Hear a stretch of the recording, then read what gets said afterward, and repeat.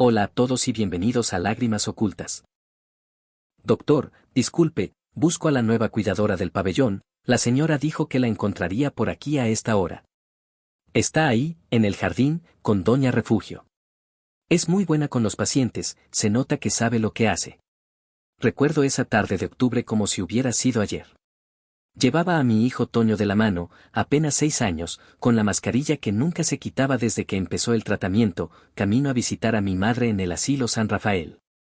Fue entonces cuando la vi por primera vez, una mujer de unos 35 años, cabello recogido en una trenza sencilla, arrodillada frente a la silla de ruedas de mi madre, ajustándole con paciencia infinita la manta sobre las piernas. Buenas tardes, me dijo, levantándose al vernos llegar. Usted debe ser el hijo de Doña Refugio. Me habló de usted toda la mañana. Diego Salazar, le respondí, extendiendo la mano. Y él es mi hijo, Toño. Elisa Montaño, dijo ella, sonriéndole a mi hijo con una calidez que pocas veces había visto en alguien que apenas conocía a un niño. Qué gusto conocerte, Toño. Tu abuela no ha dejado de hablar de ti en toda la semana. Mi madre, Doña Refugio, llevaba 2 años en el asilo desde que un derrame la dejó con movilidad limitada en el lado izquierdo. Yo la visitaba cada tarde después del trabajo, siempre con Toño, porque desde que mi esposa Marisol murió hacía año y medio, mi hijo y yo nos habíamos vuelto inseparables. Casi como si necesitáramos estar juntos para no sentir tan grande el vacío que ella había dejado. Y desde hacía 8 meses, además del duelo, cargábamos con algo todavía más pesado. Toño había sido diagnosticado con una enfermedad autoinmune poco común. De esas que los médicos explican con palabras largas y miradas evasivas, de esas que te obligan a aprender de golpe todo un vocabulario médico que jamás pensaste que necesitarías. ¿Puedo preguntarle algo? Le dije a Elisa esa primera tarde, mientras ella terminaba de acomodar los medicamentos de mi madre en un organizador semanal, con una precisión que me pareció casi profesional para ser una simple cuidadora. ¿Dónde aprendió tanto sobre medicamentos? Le está explicando a mi mamá las interacciones de sus pastillas mejor de lo que me las explicó el médico la semana pasada. Ella se quedó quieta un instante, como si la pregunta la hubiera tomado desprevenida. Estudié algo de esto hace tiempo, respondió, sin dar más detalles, guardando rápidamente el organizador en el cajón de la mesita. Uno aprende rápido cuando lleva años cuidando personas mayores. No insistí. En ese momento no tenía ninguna razón para dudar de ella, y honestamente, después de meses viendo a mi madre languidecer con cuidadores que apenas la trataban con la atención mínima necesaria, la presencia de Elisa se sintió como un respiro. Era meticulosa, cariñosa, y tenía una forma de hablarle a los pacientes ancianos que los hacía sentir personas, no números de expediente. Con el paso de las semanas, empecé a notar más cosas. Una tarde, mientras Toño tenía uno de sus episodios de dolor articular, tan fuertes que lo dejaban sin poder caminar, Elisa se acercó sin que yo se lo pidiera. ¿Me permite?, preguntó, arrodillándose frente a mi hijo con la misma delicadeza con la que trataba a los ancianos del asilo. Le tomó la mano, le presionó suavemente ciertos puntos, y en cuestión de minutos, Toño dejó de llorar. Esto ayuda a aliviar la inflamación mientras hace efecto la medicación. ¿Qué tratamiento le están dando? Le expliqué el nombre del medicamento, uno de esos genéricos largos que apenas lograba pronunciar sin equivocarme, y su rostro cambió de una forma que en ese momento no supe interpretar. Una mezcla de sorpresa y algo parecido a la preocupación. ¿Le han hablado de otras alternativas?, preguntó, con cuidado, como si estuviera midiendo cada palabra. Ese medicamento en particular tiene una tasa de efectos secundarios más alta de lo que normalmente se reporta en los estudios clínicos. El doctor dijo que era lo mejor disponible para su condición, respondí, confundido. ¿Usted cómo sabe eso? Eso no es información que cualquiera tenga a la mano. Elisa se puso de pie rápidamente, sacudiéndose las rodillas de la falda, y por un segundo pareció que había dicho más de lo que quería. Leo mucho, dijo, esquivando mi mirada. Me interesan estos temas. Discúlpeme, tengo que revisar a los demás pacientes antes de que termine mi turno. Se alejó por el pasillo del asilo con paso rápido, dejándome con la misma sensación extraña que empezaría a repetirse en las semanas siguientes. La certeza silenciosa de que Elisa Montaño sabía muchísimo más de medicina de lo que una cuidadora de asilo debería saber, y que cada vez que yo tocaba ese tema, ella encontraba una forma elegante de cambiar de conversación. Las semanas siguientes trajeron una rutina extraña y a la vez reconfortante. Cada tarde, después del trabajo en la ferretería donde llevaba 8 años como encargado de bodega, recogía a Toño de la escuela y juntos íbamos al asilo San Rafael a visitar a mi madre. Y cada tarde, sin falta, encontrábamos a Elisa ahí, siempre atenta, siempre presente, aunque técnicamente su turno terminara mucho antes de la hora en que nosotros llegábamos. ¿No debería estar ya en su casa? Le pregunté una tarde, mientras la veía ayudar a otro residente con su terapia de movilidad, mucho después de que el resto del personal se había marchado. No tengo mucha prisa por llegar, respondió, con una sonrisa que no terminaba de ocultar algo de tristeza. Vivo sola. Prefiero quedarme aquí un rato más, donde siento que hago algo útil. Esa respuesta se me quedó grabada. Había algo en la manera en que lo dijo, en el peso silencioso detrás de Vivo sola, que me hizo entender que Elisa, detrás de esa fachada tranquila y profesional, cargaba con su propia historia de pérdida.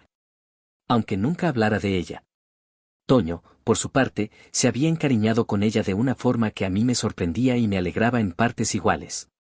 Después de la muerte de Marisol, mi hijo se había cerrado mucho, hablaba poco, sonreía menos. Pero con Elisa era distinto. Le contaba sobre sus dibujos, sobre los personajes de sus caricaturas favoritas, incluso sobre lo mucho que odiaba las agujas cuando le sacaban sangre para sus análisis mensuales. A mí también me daban miedo las agujas de niña, le dijo Elisa un día, sentándose junto a él en el jardín del asilo mientras esperábamos a que terminara la hora de visita. Pero aprendí un truco, si aprietas fuerte la mano de alguien que quieres mientras te la ponen, duele mucho menos. ¿A poco funciona? Preguntó Toño, con esos ojos grandes que había heredado de su madre. Funciona siempre, respondió ella, guiñándole un ojo. Es científicamente comprobado. Ese detalle, científicamente comprobado, dicho con tanta naturalidad, tanta seguridad, volvió a encender esa pequeña alarma que llevaba semanas apagando a propósito. Elisa hablaba de ciencia, de medicina, de tratamientos, con una fluidez que no cuadraba con años de experiencia como cuidadora de asilo, por más dedicada que fuera. Un mes después de conocerla, Toño tuvo una crisis fuerte. Una tarde de sábado, mientras jugaba en el patio de la casa, se desplomó de repente, con el cuerpo entero temblando de dolor. Lo llevé de emergencia al hospital, aterrado, marcando con manos temblorosas el número de la única persona que se me ocurrió que podía ayudarme a mantener la calma. Elisa, es Toño, tuvo una crisis, estamos en el hospital central, no sé qué hacer, los doctores están revisándolo pero... Voy para allá, me interrumpió, sin dejarme terminar la frase, y colgó. Llegó 20 minutos después, todavía con el uniforme del asilo puesto, sin haber pasado siquiera por su casa. Se sentó a mi lado en la sala de espera y, sin que yo se lo pidiera, empezó a hacer preguntas específicas a la enfermera que salió a darnos noticias, los niveles exactos de ciertos marcadores inflamatorios. Si le habían aplicado corticoides antes o después del episodio, si el médico tratante había considerado ajustar la dosis del inmunosupresor. La enfermera la miró con una expresión que reconocí de inmediato, la misma que había visto en el rostro de otros médicos, sorpresa, y algo parecido al respeto profesional. ¿Es usted médico de la familia? Le preguntó la enfermera. No, solo, conozco un poco del tema, respondió Elisa, bajando la voz, como si de pronto se diera cuenta de que había hablado con demasiada autoridad. Cuando finalmente nos dejaron pasar a ver a Toño, ya estabilizado, dormido por el efecto de los medicamentos, Elisa se quedó parada en la puerta de la habitación, con los brazos cruzados. Observándolo con una expresión que no logré descifrar del todo. Parecía preocupación, sí, pero también algo más profundo, algo que se parecía mucho a la culpa. Elisa, le dije, en voz baja, para no despertar a mi hijo. Necesito preguntarte algo, y esta vez necesito que me digas la verdad. ¿Quién eres realmente? Porque una cuidadora de asilo no sabe lo que tú acabas de preguntarle a esa enfermera. Ella cerró los ojos un segundo, como si hubiera estado esperando esa pregunta desde hacía semanas y finalmente hubiera llegado el momento de no poder evadirla más. Diego, no es el momento ni el lugar para esto, dijo, mirando hacia la cama donde dormía mi hijo. Pero te prometo que te voy a contar todo. Solo, dame un poco más de tiempo. Hay cosas de mi pasado que no he sabido cómo explicarte sin que cambies la forma en que me ves. Nada de lo que me digas va a cambiar lo agradecido que estoy contigo esta noche, le respondí, con total sinceridad. Pero necesito entender, Elisa. Por Toño, y también por mí. Ella asintió despacio, con los ojos brillantes de algo que no terminaba de ser lágrimas, y por primera vez desde que la conocía. Until ese momento en su fachada calmada se abrió una grieta lo suficientemente ancha como para dejarme ver, aunque fuera por un instante, el peso enorme que cargaba en silencio. Mañana, dijo finalmente. Te lo prometo. Mañana te cuento todo. Al día siguiente, un domingo, Elisa me pidió que fuéramos a su departamento en lugar de vernos en el asilo. Dejé a Toño con mi vecina de confianza, la señora Petra, y manejé hasta un edificio sencillo en las afueras de la ciudad. Muy distinto a lo que hubiera imaginado para alguien con el nivel de conocimiento médico que había demostrado la noche anterior. Elisa abrió la puerta con el rostro cansado, como si no hubiera dormido nada. El departamento era pequeño y ordenado, casi austero, con muy pocas fotos y ninguna decoración que revelara nada de su pasado. Me hizo pasar a la sala y, sin preámbulos, se sentó frente a mí con las manos entrelazadas sobre las rodillas. Antes de empezar, quiero que sepas que todo lo que sentí por ti y por Toño estas últimas semanas ha sido real, dijo, con la voz firme pero cargada de algo que sonaba a miedo. Nada de eso fue fingido. Pero hay una parte de mi vida que escondí a propósito, porque necesitaba desaparecer de ella por completo. Te escucho, le dije, tratando de sonar tranquilo, aunque el corazón me latía con fuerza. Mi nombre completo es Elisa Montaño Requena, comenzó. Hasta hace 14 meses, yo era la directora general de Laboratorios Vitalis. El nombre me sonó de inmediato. Vitalis era una de las farmacéuticas más grandes del país, presente en cada farmacia, cada hospital, cada anuncio de televisión sobre medicamentos genéricos accesibles para la población. No podía relacionar esa imagen corporativa con la mujer sencilla que tenía enfrente, con uniforme de cuidadora y trenza deshecha. ¿Tú dirigías Vitalis?, pregunté, sin poder ocultar mi incredulidad. Elisa, esa empresa vale millones. ¿Por qué estás cuidando ancianos en un asilo si eras la directora de una farmacéutica de ese tamaño? Ella respiró hondo, y por primera vez desde que la conocía, vi que le temblaban las manos. Porque hace 14 meses descubrí que uno de nuestros medicamentos más vendidos, un antiinflamatorio recetado a miles de pacientes con enfermedades autoinmunes, tenía un defecto en su formulación que provocaba daño hepático severo en un porcentaje de pacientes mucho mayor al que reportábamos oficialmente. Sentí que se me helaba la sangre. Un antiinflamatorio para enfermedades autoinmunes. Exactamente el tipo de medicamento que Toño tomaba cada semana. El consejo directivo lo sabía desde hacía meses, continuó Elisa, con la voz cada vez más quebrada. Había reportes internos, quejas de médicos, incluso 2 casos de insuficiencia hepática grave en pacientes pediátricos. Pero retirar el medicamento del mercado hubiera significado perder cientos de millones de dólares en ventas, y una demanda que hubiera hundido a la empresa. Así que decidieron encubrirlo. Modificaron los reportes de farmacovigilancia, presionaron a los investigadores para que minimizaran los hallazgos, y siguieron vendiendo el medicamento como si no pasara nada. ¿Y tú qué hiciste?, pregunté, aunque una parte de mí ya sospechaba la respuesta, solo por la clase de mujer que había conocido en esas últimas semanas. Me negué a firmar el reporte falso que exigían para presentarlo ante la autoridad sanitaria, dijo, mirándome directo a los ojos. Convoqué una reunión de emergencia con el consejo y les dije que, si no retirábamos el medicamento voluntariamente, yo misma iba a denunciarlo ante las autoridades. Me dijeron que estaba loca, que estaba dispuesta a hundir una empresa que le daba empleo a más de 3.000 personas por, según ellos, un puñado de casos aislados que ni siquiera estaban comprobados. ¿Y qué pasó? Renuncié esa misma noche, y al día siguiente presenté toda la evidencia que tenía ante la autoridad sanitaria de manera anónima, respondió. El medicamento fue retirado del mercado 3 semanas después, pero para entonces el consejo directivo, encabezado por mi propio tío, Ricardo Montaño, ya había fabricado una historia distinta. Que yo había sido despedida por manejo irregular de fondos de investigación, que estaba mentalmente inestable, que mi renuncia repentina era prueba de que algo andaba mal conmigo, no con la empresa. Entendí entonces por qué Elisa se había refugiado en un trabajo tan alejado de su vida anterior, por qué evitaba cualquier pregunta sobre su pasado. ¿Por qué prefería la compañía silenciosa de ancianos que no le pedían explicaciones a la exposición pública de haber sido, en algún momento, una de las ejecutivas farmacéuticas más reconocidas del país? Diego, hay algo más que tienes que saber, y es la razón por la que hoy, precisamente hoy, decidí contarte todo, dijo Elisa, sacando de un cajón un sobrecerrado que colocó sobre la mesa entre nosotros. Mi tío murió hace 3 días de un infarto. Y yo, sin haberlo buscado, sigo siendo la accionista mayoritaria de Laboratorios Vitalis, porque mi padre, antes de morir, dejó sus acciones a mi nombre y nunca las transfirió a nadie más. ¿Eres la dueña de Vitalis? Técnicamente, sí, aunque nunca ejercí ese derecho, respondió. ¿Y el consejo directivo, los mismos que encubrieron el escándalo y destruyeron mi reputación? Están ahora mismo negociando en secreto la venta de la empresa a un fondo de inversión extranjero que planea seguir vendiendo el medicamento defectuoso en otros países donde la regulación es más laxa. Sentí que el estómago se me revolvía, pensando en cuántos niños como Toño, en otros países, podrían terminar tomando ese mismo medicamento sin saber el riesgo real que corrían. Elisa, tienes que detenerlos. Lo sé, dijo, con una determinación que no le había visto hasta ese momento. Y por eso, mañana, voy a presentarme en las oficinas de Vitalis para reclamar mi lugar en el consejo directivo antes de que se cierre esa venta.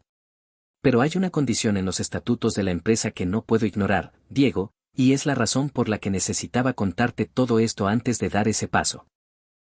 El estatuto original de la empresa, escrito por mi padre cuando la fundó hace 30 años, tiene una cláusula de recuperación familiar, continuó Elisa, con la voz más firme. Como si el simple hecho de haberme contado la verdad le hubiera devuelto algo de la fuerza que llevaba meses escondiendo. Si un descendiente directo del fundador reclama su lugar en el consejo tras un escándalo comprobado de mala praxis corporativa, puede recuperar el control total. Siempre y cuando cumpla 2 condiciones dentro de los 60 días posteriores al reclamo. ¿Cuáles condiciones? Pregunté, aunque algo en su mirada me decía que yo ya estaba a punto de convertirme en parte de la respuesta. La primera es que debo asumir personalmente la dirección general, con evidencia médica y legal que respalde porque el medicamento debe retirarse de forma permanente, no solo del mercado nacional. Hizo una pausa, buscando las palabras. La segunda condición es que, si me encuentro en una relación formal o casada al momento del reclamo, mi pareja debe asumir la vicepresidencia de responsabilidad social y farmacovigilancia. Mi padre quería asegurarse de que quien estuviera a mi lado tuviera voz y voto en las decisiones que afectan directamente a los pacientes, no solo a los accionistas. Elisa, tú y yo no estamos casados, le dije, todavía procesando la magnitud de lo que me estaba pidiendo. Apenas llevamos unas semanas conociéndonos de verdad. Lo sé, y no te estoy pidiendo que finjas nada que no sientas, respondió, sosteniéndome la mirada con una sinceridad que me desarmó por completo. Te estoy contando esto porque, Diego, en estas semanas me he enamorado de ti y de Toño de una forma que no esperaba, y no quiero seguir escondiéndome de mi propia vida para proteger algo que ya empezó a crecer entre nosotros. Pero también entiendo que esto es demasiado, demasiado rápido, y que tienes todo el derecho de decirme que no quieres nada de esto. Me quedé en silencio un momento, mirando el sobrecerrado sobre la mesa, pensando en Toño dormido en casa de la señora Petra, en el medicamento que tomaba cada semana. En la posibilidad real de que ese mismo fármaco defectuoso pudiera seguir dañando a otros niños en algún otro país mientras nosotros discutíamos sobre sentimientos y vicepresidencias. ¿Qué pasa si no reclamas tu lugar? Le pregunté. ¿Qué pasa si dejas que la venta se cierre como está planeada? El fondo de inversión que quiere comprar Vitalis ya anunció, en documentos internos que logré conseguir, que planean relanzar el medicamento en 3 países de Centroamérica bajo un nombre comercial distinto, respondió. Con la voz cargada de indignación. Sin las advertencias que deberían llevar, sin los estudios que deberían repetirse. Van a esconder el mismo peligro detrás de una etiqueta nueva, Diego, y lo van a hacer en países donde las familias tienen incluso menos recursos que aquí para exigir respuestas si algo sale mal. Pensé en mi madre, en el asilo, en cómo Elisa la trataba con una dedicación que jamás fingiría a alguien con intenciones ocultas. Pensé en esa noche en el hospital, en cómo había llegado corriendo sin pensarlo 2 veces cuando Toño la necesitaba. Y entendí que la pregunta que debía hacerme no era si confiaba en ella, porque ya confiaba, sino si estaba dispuesto a dar un paso hacia una vida que jamás había imaginado para mí ni para mi hijo. Hazlo, le dije finalmente. Reclama tu lugar, Elisa. Y si de verdad necesitas a alguien a tu lado en esa vicepresidencia, aquí estoy. Sus ojos se llenaron de lágrimas, y por primera vez desde que la conocía, la vi sonreír sin ninguna sombra de tristeza detrás. Diego, esto significa que vamos a tener que formalizar lo nuestro antes de 60 días, dijo, con una risa nerviosa mezclada con el llanto. No es la propuesta más romántica del mundo, lo sé. Llevo año y medio criando solo a mi hijo, trabajando en una bodega de ferretería, sin saber si algún día iba a volver a sentir algo así por alguien, respondí, tomándole las manos. No necesito una propuesta perfecta, Elisa. Necesito saber que esto es real, y ya lo sé. Al día siguiente, temprano en la mañana, Elisa se presentó en las oficinas centrales de Laboratorios Vitalis con el sobresellado que contenía la carta de reclamo formal, los documentos legales que probaban su parentesco directo con el fundador, y una copia de la auditoría independiente que había desatado el escándalo 14 meses atrás. Yo la acompañé, todavía con mi ropa de trabajo, sintiendo la misma mezcla de miedo y determinación que debió sentir ella la noche que decidió denunciarlo todo. En la recepción, la asistente que nos atendió palideció al reconocer el nombre en la identificación de Elisa. Señora Montaño, no la esperábamos. Precisamente por eso vine hoy, respondió Elisa, con la calma imponente que empezaba a reconocer como su verdadera naturaleza. Necesito hablar con el consejo directivo. Ahora mismo, y sobre la venta que están a punto de firmar con el fondo de inversión Halcón Capital. El nombre pareció detonar algo en la asistente, que miró hacia la sala de juntas al fondo del pasillo con una expresión de alarma contenida. Señora, la reunión de firma está sucediendo justo ahora, en este momento, en la sala principal. Elisa no dudó ni un segundo. Se enderezó, apretó el sobre contra su pecho, y caminó directo hacia esa puerta con una determinación que yo, sinceramente, jamás había visto en nadie. La sala de juntas de Vitalis estaba llena. Alrededor de una mesa de vidrio de al menos 15 metros, había hombres y mujeres en trajes oscuros, y al fondo, un grupo de 3 personas con acento extranjero que claramente representaban al Fondo Halcón Capital. En el centro, presidiendo la mesa con una tranquilidad de quien se cree ya dueño de todo, estaba un hombre de unos 60 años que reconocí de inmediato por las fotos que Elisa me había mostrado la noche anterior. Fernando Requena, el actual presidente del Consejo y, según ella, uno de los principales cómplices del encubrimiento. Elisa, dijo Requena, poniéndose de pie con una sonrisa que no llegaba a los ojos, la misma clase de gesto forzado que había visto en tantos hombres de poder incómodos con su presencia. ¡Qué sorpresa! Justo estábamos hablando de ti hace un momento. No lo dudo, respondió Elisa, caminando directo hacia la cabecera de la mesa sin esperar invitación. Interrumpo esta reunión con base en el estatuto fundacional de esta empresa, artículo 7, cláusula de recuperación familiar. Un murmullo recorrió la sala. Los representantes de Halcón Capital intercambiaron miradas confundidas, mientras que varios miembros del consejo palidecieron visiblemente. Elisa, esto es absurdo, dijo Requena, tratando de mantener la compostura. Renunciaste hace más de un año. No tienes ninguna autoridad para interrumpir una negociación en curso. Tengo toda la autoridad, Fernando, porque sigo siendo la accionista mayoritaria de esta compañía. Un hecho que tú y el resto del consejo decidieron convenientemente ignorar mientras negociaban vender el legado de mi padre a un fondo que planea seguir envenenando pacientes en otros países. Colocó sobre la mesa el sobre que había traído, y de él sacó los documentos, la carta de reclamo formal, la prueba de su parentesco, y encima de todo, una copia de los reportes internos de farmacovigilancia que ella misma había filtrado 14 meses atrás. Estos son los mismos documentos que provocaron el retiro del medicamento hace más de un año, continuó Elisa, con una voz que resonaba con una autoridad que no dejaba lugar a dudas. Y estos otros, sacó una segunda carpeta, son los planes de relanzamiento que Halcón Capital tiene preparados para Centroamérica bajo un nombre comercial distinto, sin advertencias, sin estudios adicionales. Exactamente el mismo defecto de formulación empaquetado con una etiqueta nueva. Uno de los representantes extranjeros, un hombre de traje gris que hasta entonces había permanecido en silencio, se removió incómodo en su asiento. Señora Montaño, le aseguro que nuestra compañía realiza la debida diligencia en cada adquisición, dijo, con un tono defensivo que sonaba más a pánico contenido que a seguridad. Entonces no debería tener problema en que yo, como accionista mayoritaria de la empresa que están a punto de comprar, revise personalmente esa debida diligencia antes de que se firme nada, respondió Elisa. Sin ceder ni un centímetro. Requena golpeó la mesa con la palma de la mano, perdiendo por primera vez la compostura. Esta empresa la sacamos adelante nosotros, Elisa, mientras tú te escondías haciendo quién sabe qué. No tienes idea de lo que ha costado mantener a flote Vitalis después del escándalo que tú provocaste. El escándalo lo provocó un medicamento defectuoso que ustedes decidieron seguir vendiendo sabiendo que dañaba el hígado de niños con enfermedades autoinmunes, respondió Elisa, sin levantar la voz, pero con una firmeza que silenció por completo la sala.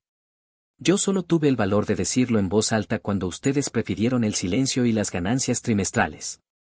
Se hizo un silencio pesado. Los representantes del fondo de inversión empezaron a susurrar entre ellos, claramente evaluando si valía la pena seguir adelante con una adquisición que de pronto se veía envuelta en documentación comprometedora frente a testigos.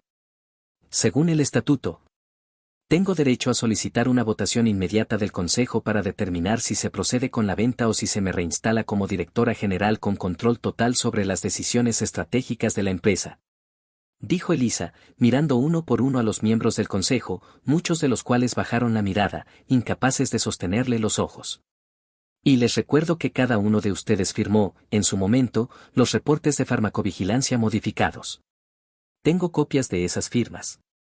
La amenaza silenciosa quedó flotando en el aire. Requena, con el rostro descompuesto, miró a los representantes de Halcón Capital, que ya recogían sus carpetas con la prisa evidente de quien no quiere quedar asociado a un escándalo de salud pública. Vamos a necesitar reprogramar esta reunión, dijo el hombre del traje gris, poniéndose de pie. Nuestra compañía no puede proceder mientras existan cuestionamientos legales pendientes sobre la formulación del producto. Los representantes extranjeros salieron de la sala sin despedirse, dejando atrás un silencio todavía más pesado que el anterior. Requena, solo frente al consejo que hasta hace unos minutos lo respaldaba sin cuestionamientos, se dejó caer en su silla, derrotado. Solicito la votación, ahora, dijo Elisa, ocupando finalmente un asiento en la mesa, en el lugar que durante generaciones había pertenecido a su familia.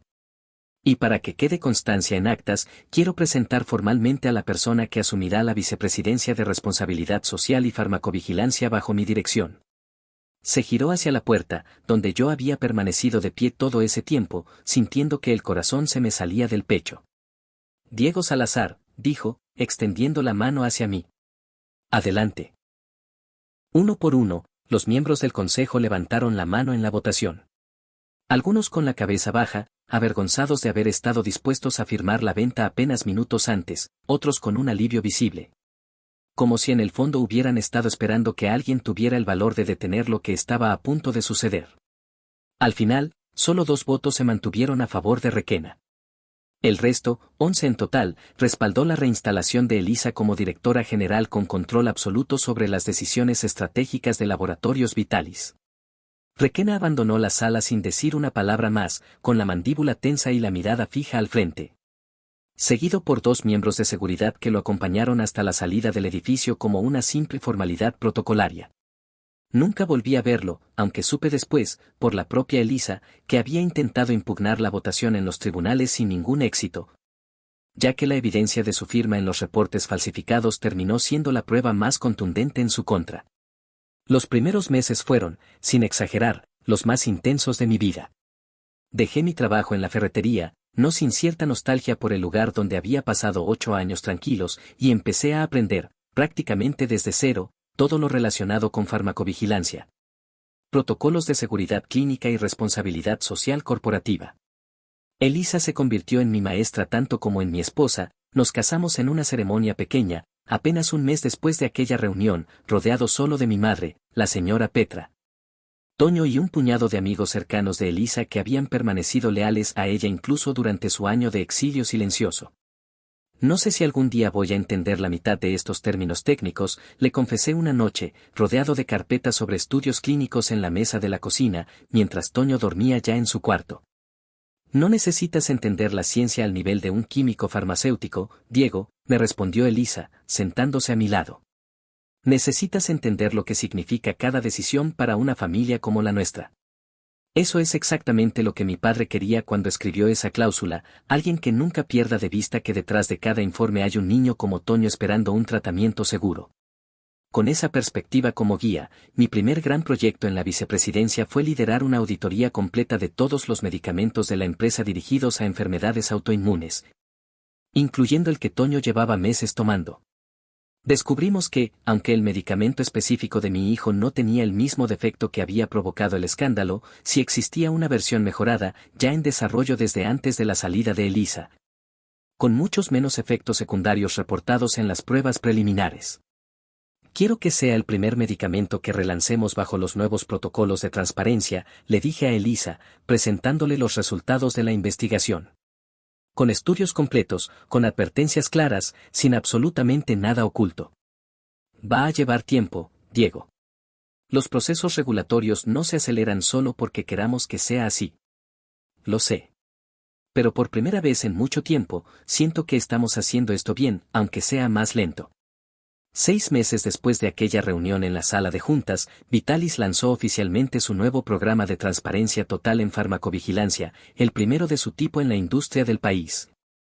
Con reportes públicos trimestrales de cualquier efecto adverso reportado, sin importar cuán pequeño fuera.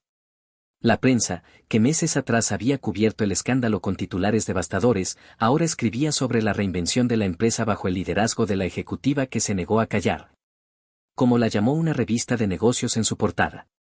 Toño, mientras tanto, empezó a mostrar mejoras notables desde que cambiamos su tratamiento al nuevo medicamento, ahora aprobado y disponible con todas las garantías que Elisa se había asegurado personalmente de verificar. Verlo correr en el patio de la casa nueva a la que nos mudamos, sin el cansancio constante que lo acompañaba antes, se convirtió en la prueba viviente de que cada decisión difícil que habíamos tomado había valido la pena. Una tarde, ya entrada la noche, encontré a Elisa sentada en el balcón de nuestra casa, mirando hacia la ciudad. Con una taza de té entre las manos y una expresión pensativa que ya había aprendido a reconocer como el momento en que algo importante rondaba su cabeza. ¿En qué piensas?, le pregunté, sentándome a su lado. En mi padre, respondió, apoyando la cabeza en mi hombro. En que nunca imaginé que la cláusula que escribió, pensando probablemente en algún ejecutivo brillante de traje impecable, terminaría siendo cumplida por un encargado de bodega de ferretería que conocí cuidando a su madre en un asilo. Tu padre tenía razón en algo más importante que cualquier título universitario, le dije, tomándole la mano. Sabía que lo que hace falta en esta industria no son más expertos con maestrías, sino personas que nunca olviden por qué existe un medicamento en primer lugar. Un año después de aquella tarde en el balcón, Laboratorios Vitalis fue reconocido por la Asociación Nacional de Farmacovigilancia como la empresa con el programa de transparencia más riguroso del país. Un logro que Elisa recibió con la misma humildad con la que trataba a cada residente del asilo San Rafael, lugar que, insistió, seguiría visitando cada mes, ya no como cuidadora, sino como benefactora de un nuevo programa de becas para el personal de enfermería geriátrica. Nunca voy a olvidar que fue ahí donde te conocí, me dijo una tarde, mientras caminábamos de la mano por los pasillos del asilo, ahora renovados gracias a una donación de la empresa. Cuidando gente que nadie más quería cuidar, con la esperanza de que nadie descubriera quién había sido antes. Mi madre, Doña Refugio, seguía en el mismo pabellón, aunque ahora con una habitación propia y mucho más luminosa, algo que Elisa había insistido en gestionar apenas asumió su cargo, no como un favor especial, sino como parte de la renovación completa de las instalaciones para todos los residentes. Hija, ya te dije que no tenías que hacer todo esto por mí, le decía siempre mi madre, aunque con una sonrisa que dejaba claro cuánto lo agradecía. No lo hago solo por usted, Doña Refugio, le respondía Elisa, cada vez. Lo hago porque aquí aprendí que cuidar bien a alguien no tiene nada que ver con el tamaño de la empresa detrás, sino con no perder nunca de vista a la persona frente a ti. Toño, ahora de 7 años, había dejado atrás casi por completo los episodios de dolor que lo acompañaron durante tanto tiempo.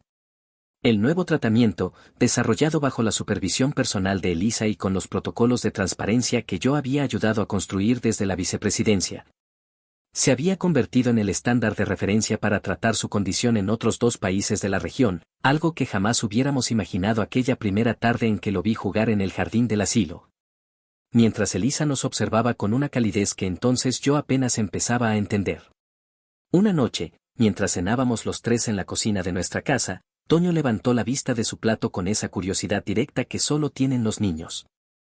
Elisa, ¿tú de verdad eras la dueña de una empresa gigante?, preguntó, con los ojos muy abiertos. Lo sigo siendo, mi amor, respondió ella, sonriéndole. Pero lo más importante que aprendí de todo esto no tiene que ver con ser dueña de nada. Entonces, ¿qué es lo más importante? Insistió Toño, con esa insistencia infantil que nunca se conforma con respuestas a medias.